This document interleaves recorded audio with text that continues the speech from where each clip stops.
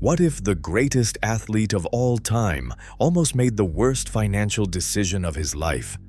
And the only person who stopped him was his mom. On the rim and concentrate.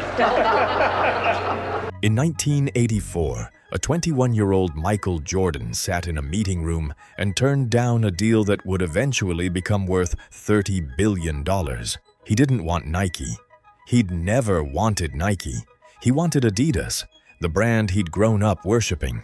But there was one problem. His mother, Deloris Jordan, had other plans.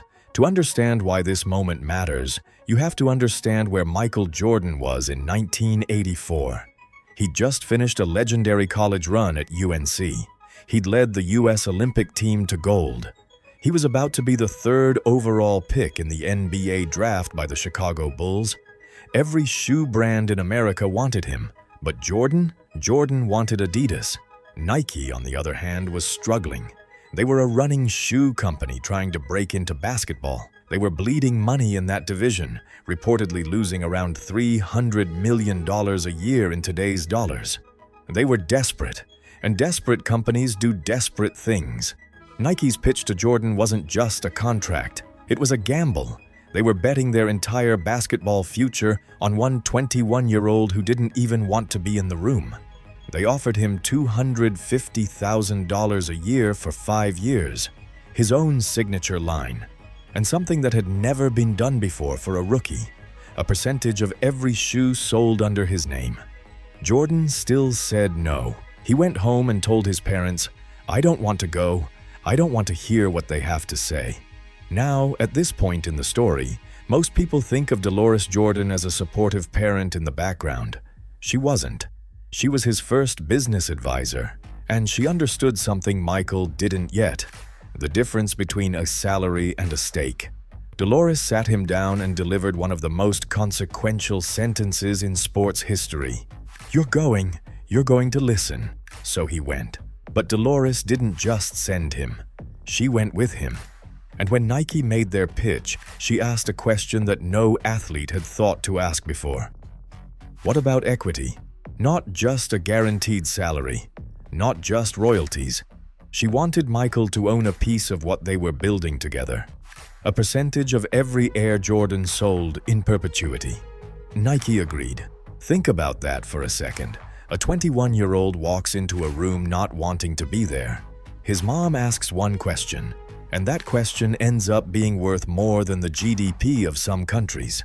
Nike projected the Air Jordan line would generate around $3 million in its first 4 years. They hit $126 million in the first year alone. That's not a projection error. That's a category being invented in real time. The Air Jordan 1 launched in 1985 and was immediately banned by the NBA. Jordan was fined $5,000 every single time he wore them. Nike paid every fine and turned the controversy into marketing gold. The shoe wasn't just a product, it was a rebellion, and America couldn't stop buying it. Fast forward to today, the Jordan brand does roughly $7 billion in annual revenue. Michael Jordan earns over $400 million a year from Nike alone. Not from playing, not from endorsements, just from shoes. He hasn't played in the NBA since 2003. The money hasn't stopped since, and it all traces back to a room he didn't want to walk into, and a mother who made him walk in anyway. Here's what most people miss about this story. The talent was never in question. Jordan was always going to be great. He was always going to be famous. Some version of this deal was probably going to happen regardless. What Deloris Jordan changed wasn't the outcome. She changed the structure. She understood that there's a fundamental difference between being paid for your work and owning the value your work creates. A salary is finite. A stake compounds. And she saw that before the lawyers saw it, before the agents saw it, before Nike fully understood what they were sitting across the table from. There's a reason the Jordan brand has outlasted Jordan the player by over 2 decades and is still accelerating. It was never just a sneaker deal. It was an ownership structure designed in part by a mother who refused to let her son walk away from a room without hearing what was in it. Michael Jordan is one of the most decorated athletes in human history. 6 championships, 5 MVPs.